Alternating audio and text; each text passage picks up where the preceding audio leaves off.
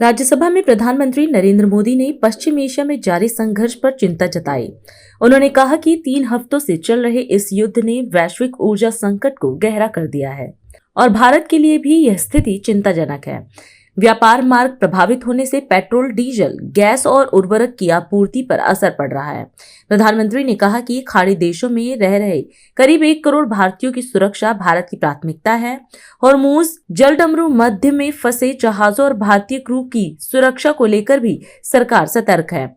उन्होंने बताया कि भारत सभी संबंधित देशों के संपर्क में है और कूटनीति के जरिए शांति बहाली तथा सुरक्षित आवागमन सुनिश्चित करने के प्रयास जारी हैं। पश्चिम एशिया में चल रहे इस युद्ध को 3 सप्ताह से अधिक का समय हो चुका है।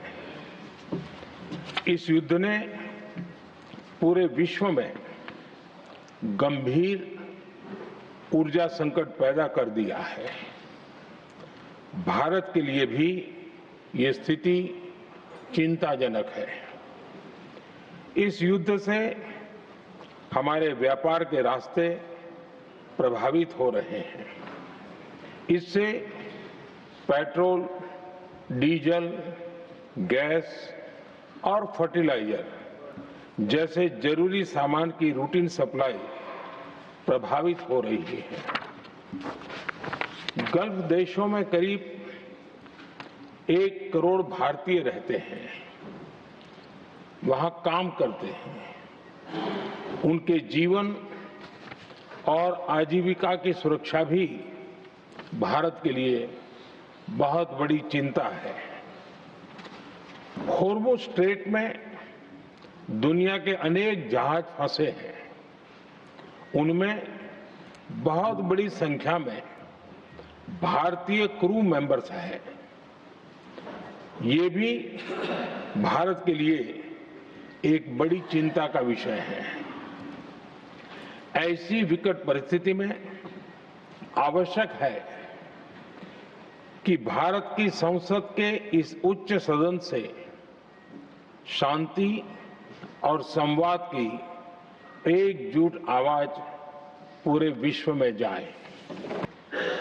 युद्ध की शुरुआत के बाद से मैंने पश्चिम एशिया के ज्यादातर देशों के राष्ट्राध्यक्षों के साथ 2 राउंड फोन पर बात की है। हम गल्फ के सभी देशों के साथ लगातार संपर्क में हैं। हम ईरान, इजराइल और अमेरिका के साथ भी संपर्क में हैं। हमारा लक्ष्य डायलॉग और डिप्लोमेसी के माध्यम से क्षेत्र में शांति की बहाली का है। हमने डी एस्केलेशन और हॉर्मुज स्ट्रेट खोले जाने पर भी उनसे बात की है। कमर्शियल जहाजों पर हमला और हॉर्मुज स्ट्रेट जैसे अंतर्राष्ट्रीय जलमार्ग में रुकावट अस्वीकार्य है।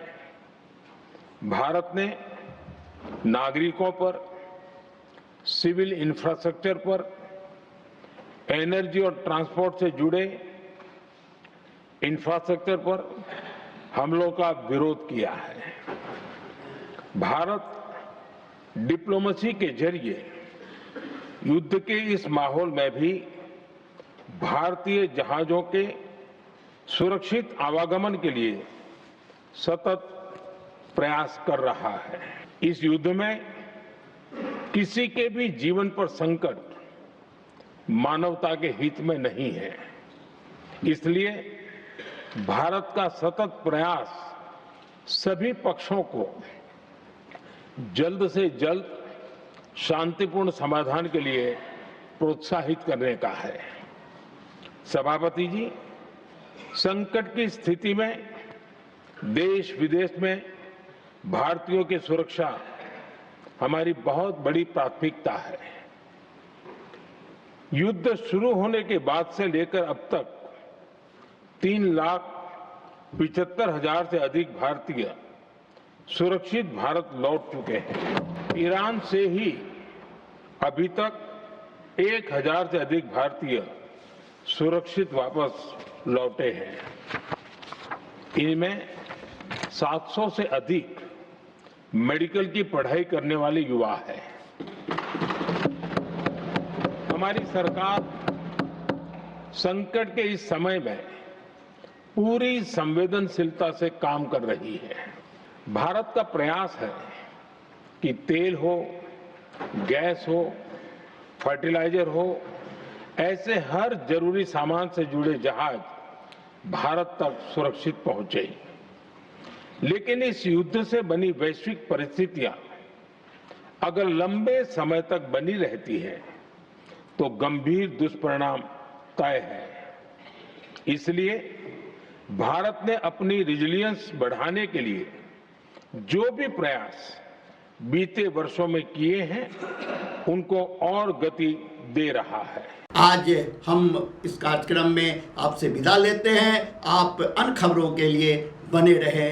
राष्ट्र सर्वप्रथम, वंदे मातरम, जाग उठा है भारत। राष्ट्र सर्वप्रथम, राष्ट्र सर्वप्रथम, राष्ट्र सर्वप्रथम, राष्ट्र सर्वप्रथम।